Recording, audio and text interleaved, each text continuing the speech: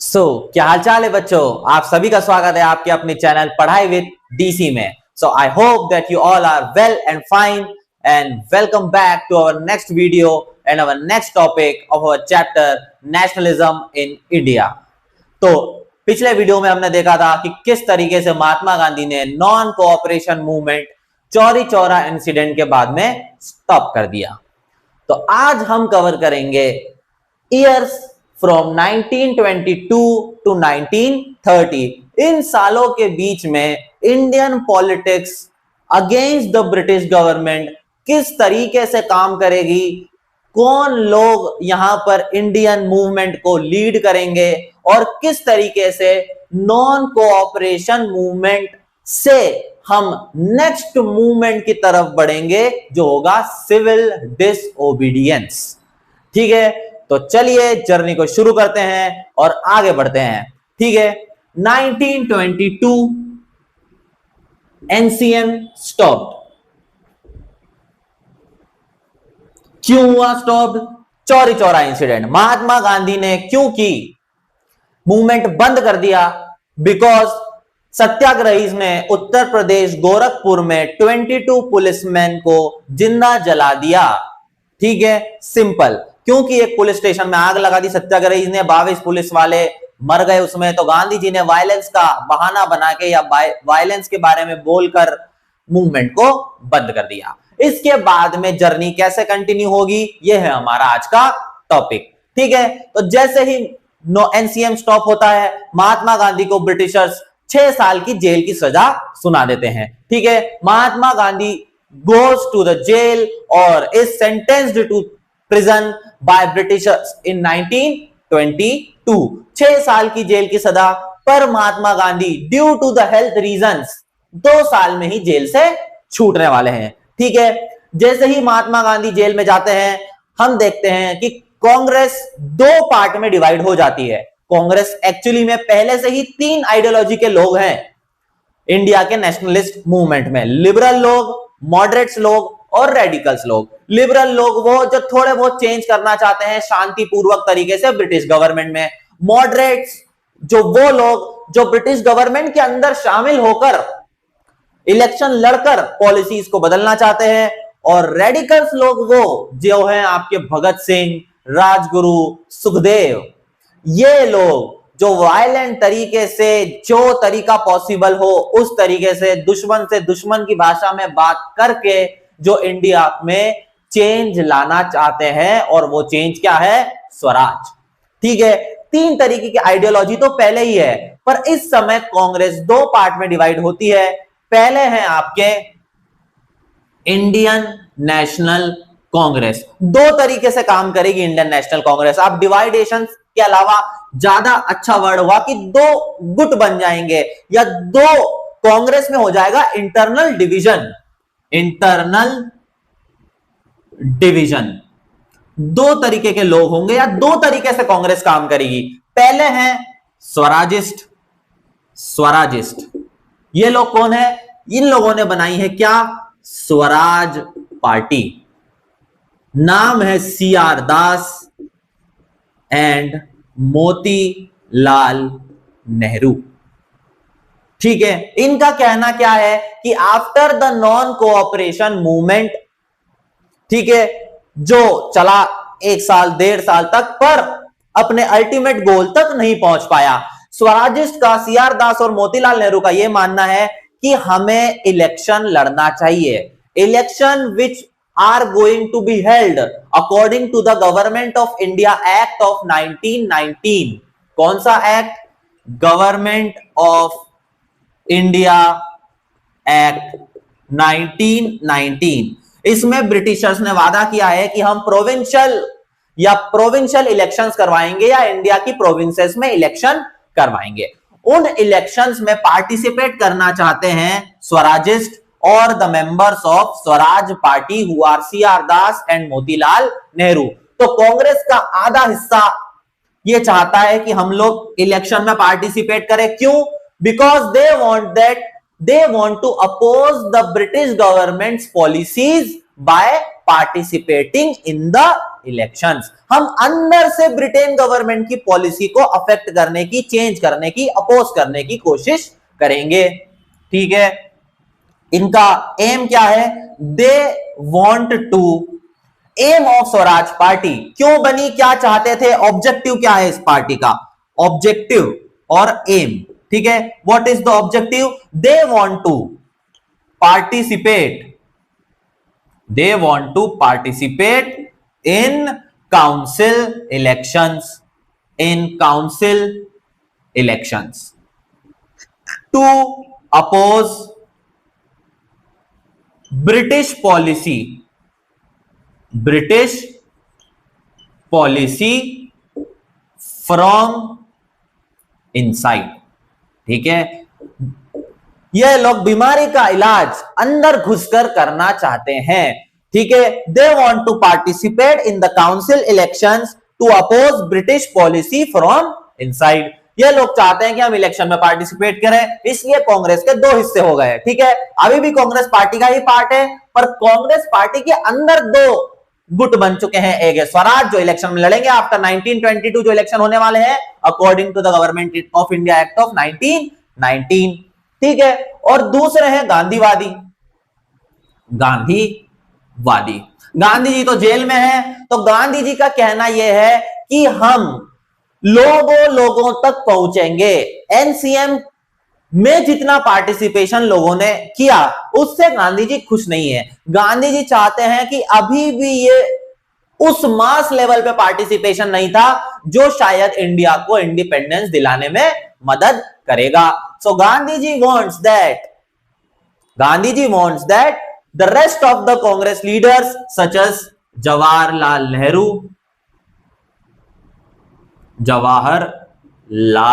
Nehru, Sardar Patel etcetera, ये सब है गांधीवादी। और गांधी जी ने इनको कहा है कि आप लोग गांव-गांव तक जाओ और जनसंपर्क और लोगों से बातचीत करो। Contact the people and help them in establishing cottage industries और स्मॉल स्केल इंडस्ट्रीज। ठीक है, उनको एजुकेट करना है, बिजनेस सेटअप करने में मदद करना है। कांग्रेस पार्टी उन्हें ट्रेनिंग देगी कि प्रोटेस्ट कैसे होता है, सत्याग्रह कैसे होता है, नॉन कोऑपरेशन, नॉन वायलेंट तरीके से मूवमेंट कैसे चलाना है। ये काम कौन करने वाले हैं? गांधीवादी। तो कांग्रेस का एक हिस्सा इलेक्शन में पार्टिसिपेट करके ब्रिटिश पॉलिसी का अपोज करेगा और दूसरा हिस्सा इंडिया के गरीब और अनपढ़ और अनएजुकेट लोगों को एजुकेशन देगा, सेल्फ हेल्प या सेल्फ एम्प्लॉयमेंट जनरेट करने की टेक्निक्स बताएगा, मदद करेगा, मूवमेंट कैसे चलाना है नॉन वायलेंट से उसमें हेल्प करेगा। So this is the aim of गांधीवादी members of the Indian National Congress. ठीक है, to help the poor Indians in self employment and educating them about national movement।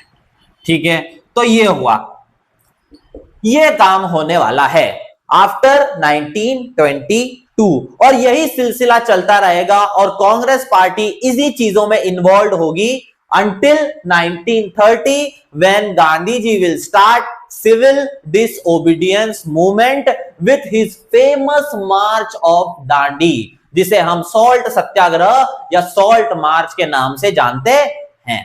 ठीक है, this is what Indian National Congress will do mainly. इसके अलावा वो protest भी करेंगे कुछ कुछ जगहों पर, कुछ कुछ इलाकों में, कुछ कुछ छोटे छोटे गांवों में प्रोटेस्ट होगी against the revenue tax, against the other issues which were existing during that time। ऐसा नहीं है कि कांग्रेस प्रोटेस्ट नहीं करेगी, पर छोटे लेवल पे होगा, कोई मास प्रोटेस्ट इन सालों के बीच में ऑर्गेनाइज नहीं किया जाएगा।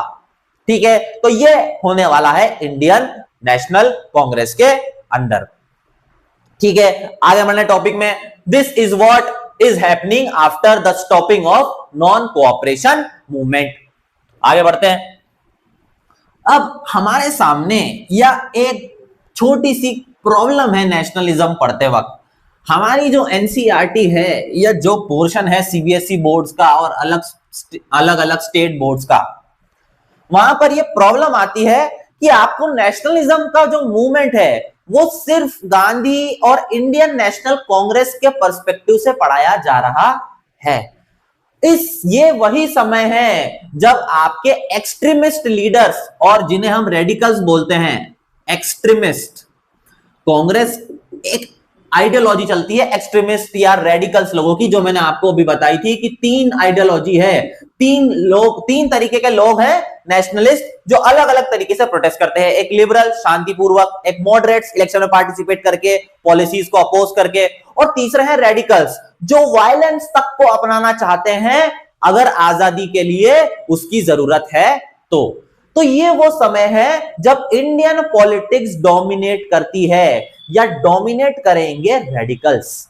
ठीक है, इंडियन नेशनल कांग्रेस तो कोई बड़ा मूवमेंट ऑर्गेनाइज कर नहीं रही है इस समय, क्योंकि गांधी जी जेल में चले गए थे 2 साल के लिए, और गांधी जी ने सेल्फ हेल्प या लोगों की मदद करने का, और कुछ कांग्रेस के लोग इलेक्शन में पार्टिसिपेट कर रहे हैं। तो एक दूसरा ग्रुप एक्टिवेट होता है इसी पीरियड में, जिन्हें हम रेडिकल्स बोलते हैं। अब रेडिकल्स का पार्ट कौन है? आपके भगत सिंह।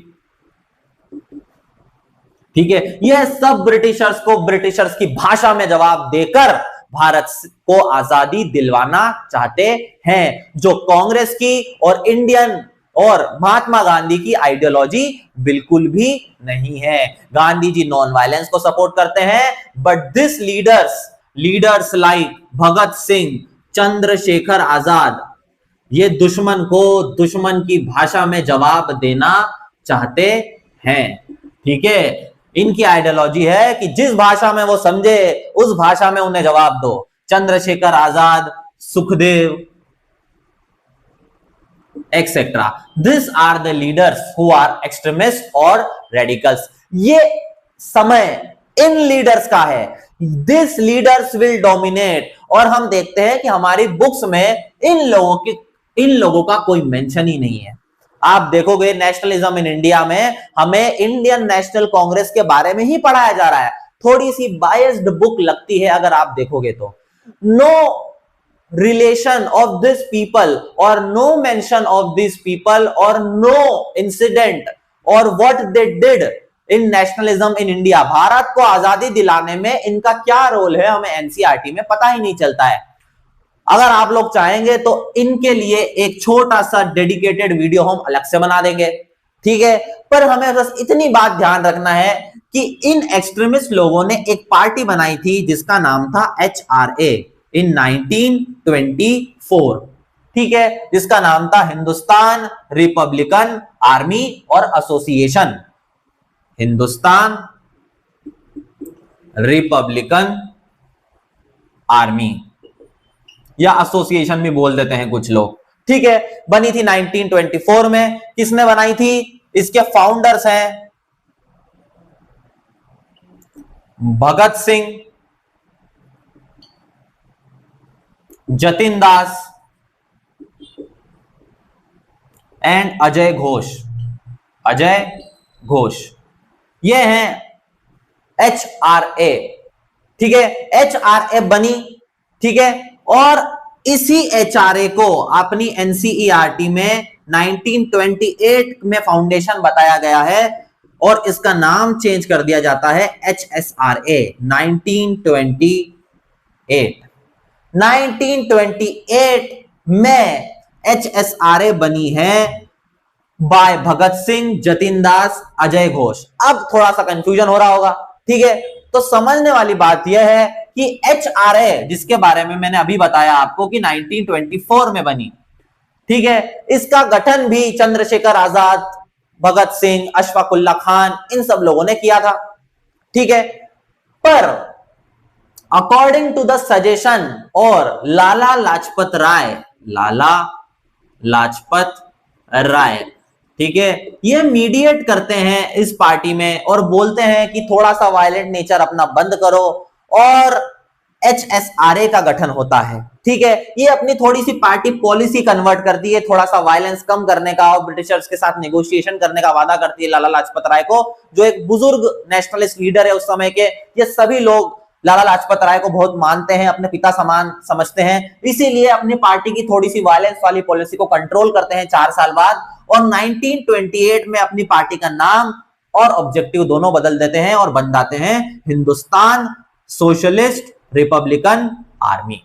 ठीक है, तो एनसीईआरटी में इस पार्टी के बारे में बताया गया है, जो एचआरए का ही अपडेटेड वर्जन है आफ्टर द मीडिएशन ऑफ लाला लाजपत राय। ठीक है, हिंदुस्तान सोशलिस्ट रिपब्लिकन आर्मी। ठीक है, अब ये पार्टी ने क्या किया, लाला लाजपत राय क्यों बीच में आए, इन्होंने ऐसा क्या किया कि इन्होंने एचएसआरए बना रही और अपने नॉन वायलेंट या वायलेंट मेजर्स को रोक दिया, और कैसे लाला लाजपत राय मर जाते हैं प्रोटेस्ट करते वक्त, ये सब कहानी एनसीईआरटी में है ही नहीं। ठीक है, इसके लिए मैंने आपको वादा किया है, अगर आप कमेंट बॉक्स में रिप्लाई करेंगे तो हम एक डेडिकेटेड वीडियो बना लेंगे कि इन लोगों ने कैसे मूवमेंट चलाया, कैसे ये लोग वायलेंस तरीके से काम कर रहे थे, कैसे ये लोग एक रॉबरी करते हैं, एक ट्रेन रॉबरी करते हैं पैसा लूटने के लिए, कैसे ये एक कमिश्नर की हत्या करने के लिए जाते हैं, कैसे भगत सिंह असेंबली में बॉम्ब फेंक देते हैं और बाद में अपने आप को सरेंडर कर देते हैं, ब्रिटिश फोर्सेस के हवाले कर देते हैं या पुलिस को सरेंडर कर देते हैं, और बाद में कैसे 1931 में इनको फांसी दी जाती है, Bhagat Singh, Rajguru and Sukhdev. This is what is happening in this period actually, but our books do not cover this topic. ठीक है, that is the reason it is not included in our chapters. पर मैंने आपको एक शॉर्ट में बता दिया है कि ये पीरियड इन लोगों का पीरियड है। ठीक है, इसमें कांग्रेस ज्यादा एक्टिव नहीं है। हिंदुस्तान रिपब्लिकन आर्मी और एचएसआरए आर कंस्ट्रक्टेड, और इसकी हिस्ट्री हम दूसरे एक सेपरेट वीडियो में डिस्कस करेंगे अगर आप लोग चाहते हैं तो। ठीक है, मैंने आपको मेंशन कर दिया है, और अब आगे बढ़ते हैं कि एनसीईआरटी क्या कवर कर रही है। ठीक है, तो हमें 2 फैक्टर्स पढ़ना है जो इसी पीरियड में एक्टिव होंगे। ठीक है, Indian politics in this period is governed by 2 factors. ठीक है, फैक्टर्स अफेक्टिंग इंडियन पॉलिटिक्स। कब? In late 1920s। 2 फैक्टर हैं, ग्रेट इकोनॉमिक डिप्रेशन और दूसरा है डिक्रीज ऑफ एग्रीकल्चर प्राइजेस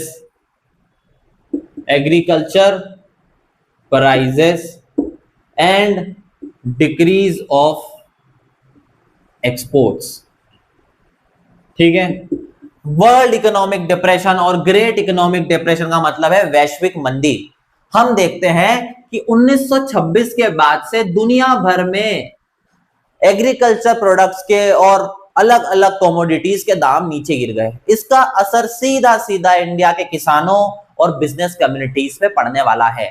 ठीक है, ये किससे रिलेटेड है, ऐसा क्यों हुआ? फर्स्ट वर्ल्ड वॉर इसका कारण है। हमने इसे क्लास 9 के third chapter rise of Hitler and Nazi Germany में भी देखा था पिछले साल। ठीक है, ग्रेट इकोनॉमिक डिप्रेशन में क्या हुआ, दुनिया भर में एग्रीकल्चर प्राइजेस नीचे गिर गए। एग्रीकल्चर प्राइजेस नीचे क्यों गिरते हैं? देखो, इकोनॉमी का कंसेप्ट है सप्लाई और डिमांड का। हम आज तक जो वैलिड होता है, सिंपल कंसेप्ट है, अगर सप्लाई ज्यादा है और डिमांड है कम तो चीजों के प्राइजेस जाएंगे नीचे। सिंपल कंसेप्ट जो आज भी हम देखते हैं हमारी इंडियन इकोनॉमी पे या मंडी में लागू होता है, खरीदारी में लागू होता है। अगर सप्लाई बहुत ज्यादा हो जाता है, अगर हम देखते हैं कि यार ये आलू का सीजन है, मार्च का महीना, अप्रैल का महीना, जब बहुत आलू आता है, पोटैटो बहुत आता है मार्केट में, आलू का सीजन होता है, ढेर सारे आलू आते हैं, तो हम देखते हैं आलू के दाम नीचे होते हैं। पर जैसे ही ऑफ सीजन होता है तो आलू के दाम, जब आलू कम है तो आलू के दाम बढ़ जाएंगे। सिंपल इकोनॉमिक्स का कंसेप्ट है कि अगर सप्लाई ज्यादा है और डिमांड कम तो प्राइसेस जाते हैं गिर, अगर सप्लाई है कम और डिमांड है ज्यादा तो प्राइसेस जाते हैं बढ़। इसीलिए कुछ लोग हम देखते हैं कि स्टॉक करके या ग्रेन्स को होल्ड करके या वेजिटेबल्स को वेयर हाउसेस में बंद करके रखते हैं, बेचते नहीं है। बेचेंगे कब? जब ऑफ सीजन होगा। जब ऑफ सीजन में ये प्रोडक्ट मिलना कम हो जाएंगे या इनकी खेती होना कम हो जाएगी, तब ऑफ सीजन में बेचेंगे ताकि लोग इसका ज्यादा दाम दें। सिंपल कॉन्सेप्ट ऑफ इकोनॉमिक्स, ठीक है। यही होता है after the first World War. First World war का इंपैक्ट हमें 5-8 साल बाद देखने को मिलता है, जब ग्रेट इकोनॉमिक डिप्रेशन आता है और पूरी दुनिया भर की इकोनॉमी ठप पड़ जाती है। लाखों लोग बेरोजगार हो जाते हैं यूरोप में, अमेरिका में बैंकिंग सिस्टम कोलैप्स कर जाता है, सारे के सारे बैंक बंद, लोग सड़कों पे आ जाते हैं, लोगों के घर तक छीन जाते हैं ग्रेट इकोनॉमिक डिप्रेशन की वजह से। और इंडिया में भी इसका असर होता है क्योंकि वैश्विक स्तर पर हो रही है, डिक्रीज हो जाते हैं एग्रीकल्चर प्राइसेस, इसकी वजह से एक्सपोर्ट भी डिक्रीज हो जाता है। लोग एग्रीकल्चर प्रोडक्ट्स की डिमांड ही नहीं है, इतना ज्यादा आ चुका है पूरे दुनिया में कि इंडिया के फार्मर्स, बिजनेस कम्युनिटी का सामान बाहर जा ही नहीं रहा है। ये दो फैक्टर इंडिया के पीजेंट्स को, फार्मर्स को एंड बिजनेस कम्युनिटीज को अफेक्ट करना शुरू कर देते हैं, बिजनेस कम्युनिटीज। और हम देखेंगे कि 4 साल बाद जब कांग्रेस पार्टी सिविल डिसोबीडियंस शुरू करेगी तो पीजेंट्स और बिजनेस कम्युनिटी भी शामिल होगी सिविल डिसोबीडियंस में, क्योंकि उन्हें परेशानी आ रही है ग्रेट इकोनॉमिक डिप्रेशन से और डिक्रीज ऑफ एग्रीकल्चर प्राइसेस से। So this are the two factors which are affecting Indian politics in late 1920s। ये किसका असर है? ये दोनों ही असर है impact of First World War. First World War की वजह से हुआ है ये, ठीक है, indirect impact of First World War. This are the two factors, ठीक है। इसी बीच में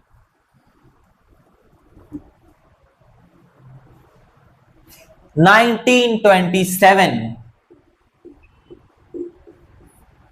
एक कमीशन भारत आएगा, क्योंकि इतने सारे प्रोटेस्ट हो गए और क्योंकि गवर्नमेंट ऑफ इंडिया एक्ट 1919 जो मैंने बताया उसमें एक प्रोविजन था कि हम 10 साल बाद ब्रिटेन से एक कमीशन आएगा भारत में, जो भारत के लॉज को या कॉन्स्टिट्यूशन को चेंज कैसे करना है, क्या दिक्कत आ रही है। सिंपल कंसेप्ट है, ब्रिटेन का गवर्नमेंट एक कमीशन बनाता है जिसका नाम है साइमन कमीशन। ये कमीशन क्यों बना? इस कमीशन को इसलिए बनाया गया क्योंकि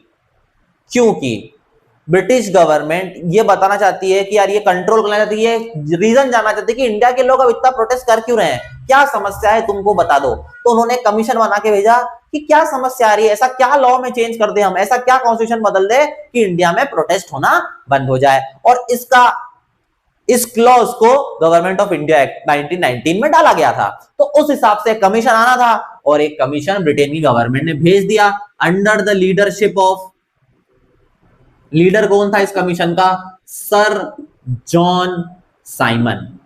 सर जॉन साइमन। इंडिया क्यों आया ये? ऑब्जेक्टिव क्या है इस कमीशन का? इस कमीशन को ऑब्जेक्टिव है to suggest constitutional changes, to suggest constitutional changes in India. India के कॉन्स्टिट्यूशन में, लॉ में ऐसा क्या बदल दें कि इंडिया में प्रोटेस्ट होना बंद हो जाए। क्या चाहते हैं इंडिया के लोग? क्यों बार बार कांग्रेस पार्टी मास सपोर्ट कर रही है? ऐसी क्या प्रॉब्लम आ रही है? हम चलो आपसे नेगोशिएट करते हैं। तो ये कमीशन आता है इंडियन से नेगोशिएट करने के लिए, भैया क्या चाहिए, क्या लॉ में बदलाव कर दें तो हम आपकी बात इंग्लैंड तक पहुंचा देंगे और आपको जो चाहिए वो दे देंगे। तो ये साइमन कमीशन आता है इंडिया के कॉन्स्टिट्यूशन में चेंजेस को सजेस्ट करने के लिए। पर जैसे ही इंडिया में आता है, इंडिया के लोग इसका अपोज करने लगते हैं कि भैया हमें नहीं चाहिए कमीशन। क्यों अपोज करते हैं? क्योंकि it has no Indian members, कोई भी हिंदुस्तानी इस कमीशन का पार्ट नहीं है। नो इंडियन मेंबर्स, इसका मतलब तो वो यही हो गया कि अगर आपको अपने एरिया में कोई कानून पास करना है और आप कानून क्या होना चाहिए, कैसे बनना चाहिए पूछ रहे हो बाजू वाले स्टेट से, ठीक है, अपने घर की समस्या और पूछ रहे हैं पड़ोसी से, ये वही बात हो गई। इसलिए इंडियंस इसका अपोज कर देते हैं कि समस्या है हमारी, लॉ बनेगा हमारे लिए, कॉन्स्टिट्यूशन है हमारा, और जो सजेस्ट करने वाला कमीशन है उसमें एक भी भारतीय नहीं है, सारे ब्रिटिशर डिसाइड करेंगे कि इंडिया का कॉन्स्टिट्यूशन कैसे बनना चाहिए। ये कैसे हो सकता है? इसीलिए इंडियन इसका अपोज करने लगते हैं, कांग्रेस पार्टी भी इसका अपोज करती है, मुस्लिम लीग भी इसका अपोज करती है, इंडिया के सारी कम्युनिटीज अपोज करती है साइमन कमीशन का, क्योंकि ये भारत में चेंजेस करने के लिए आया था या सजेस्ट करने के लिए आया था, पर इसमें एक भी भारतीय मेंबर्स नहीं है। इसलिए जैसे ही ये इंडिया आता है, गो बैक साइमन के नारे लगने लगते हैं। गो बैक साइमन, साइमन घर वापस जाओ या इंग्लैंड वापस लौट जाओ। इंडियन स्टार्ट प्रोटेस्टिंग बाय नारे लगा के गो बैक साइमन। यही है importance of the Simon commission, और कैसे ये आगे सीडीएम से जुड़ेगा ये हमें देखना है, और इसे मैं आगे भी कनेक्ट कर दूंगा। मैंने अभी एक नाम बताया था आपको, लाला लाजपत राय। ये एक प्रोटेस्ट ऑर्गेनाइज करते हैं अगेंस्ट द साइमन कमीशन, और वहां पर हड़प हो जाती है या क्लैशेस हो जाती है between protester and police.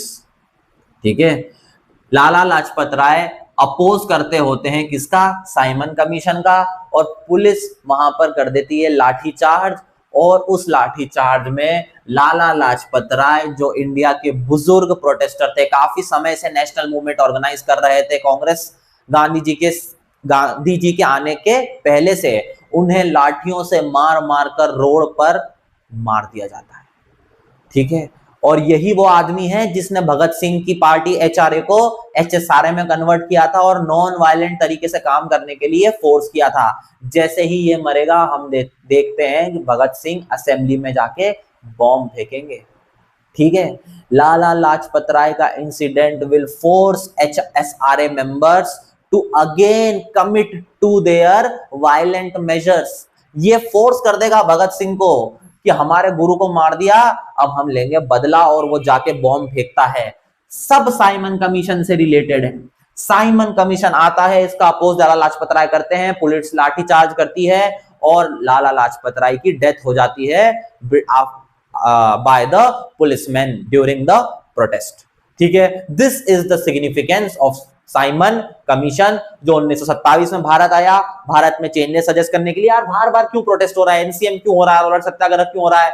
Changes बता दो, हमें क्या चाहिए? तुमको बातचीत करने आता है, पर उसमें एक भी इंडियन मेंबर नहीं होता है, तो लोग नाराज हो जाते हैं कि हमारी पॉलिसी और बनाएंगे ब्रिटिशर्स, हमसे पूछोगे भी नहीं। उनसे पूछने का मना कर देते हैं, इंडियंस प्रोटेस्ट करते हैं, और लाला लाजपत राय की हो जाती है मृत्यु। ठीक है, आज का टॉपिक हम यहीं रोकते हैं, जल्द ही आपके साथ इस टॉपिक को आगे बढ़ाएंगे। ठीक है, और नेक्स्ट टॉपिक में आप सभी जानते हैं कि सीडीएम की नींव रखेंगे हम, सॉल्ट मार्च डिस्कस करेंगे, सिविल डिसोबीडियंस मूवमेंट डिस्कस करेंगे, और आगे के टॉपिक में आगे बढ़ेंगे। ठीक है, तो आज के लिए इतना ही, मिलते हैं नेक्स्ट वीडियो में। So please share the video, अच्छा लगे तो कमेंट करें, लाइक करें और सब्सक्राइब करें। Thank you.